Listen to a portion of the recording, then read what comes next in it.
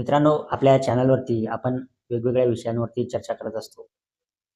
आजचा जो टॉपिक आहे, जो टॉपिक आपण आज डिस्कस करणार आहोत, तो आपल्या भारतीय न्यायव्यवस्थेच्या काही कलमांच्या संदर्भामध्ये आहे, ज्यामध्ये महत्त्वाच्या 2 कलमा आज आपण अभ्यासणार आहोत.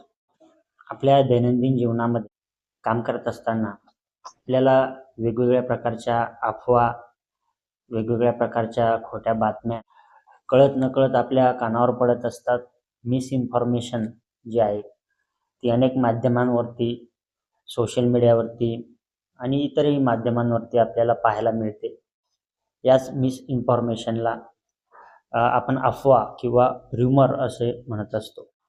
मित्रांनो, अफवा फैलवणे किंवा समाज माध्यमांवरती चुकीची माहिती प्रोव्हाइड करणे या बाबतीमध्ये आपल्या भारतीय न्याय संहितेमध्ये अतिशय कठोर कारवाई त्यावरती केली जाते आणि अफवा फैलवल्याबद्दल जे काही सेक्शन आपल्याला लागत असते किंवा जो कोणी अफवा फैलवणारा व्यक्ती आहे त्याच्यावरती ज्या सेक्शन मार्फत कारवाई होते ती जी कलम आहे BNS 505, BNS 505 असं त्या कलमचं नाव आहे. ती आता BNSच्या सुधारित आवृत्तीमध्ये BNS 505 ही जी कलम आहे ही अफवा फैलवण्याबद्दल कारवाई करण्यासाठी वापरली जाणारी कलम आहे, जिच्या अंतर्गत एखाद्या व्यक्तीने जाणून बुजून समाजामध्ये अफवा फैलवली असेल, ज्यामुळे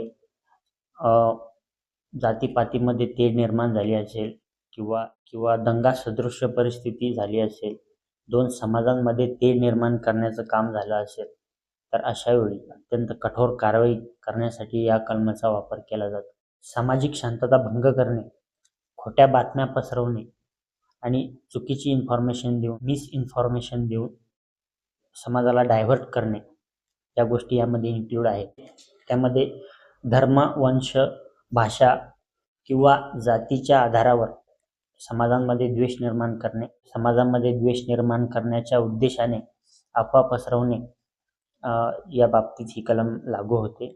यामध्ये दोषी आढळल्यास 3 वर्षाचा सश्रम कारावास आणि दंड किंवा दोन्ही शिक्षा ॲट ए टाइम देण्याचे प्रावधान त्यामध्ये आहे. त्यामुळे ही कलम आपण लक्षात घ्यायची आहे.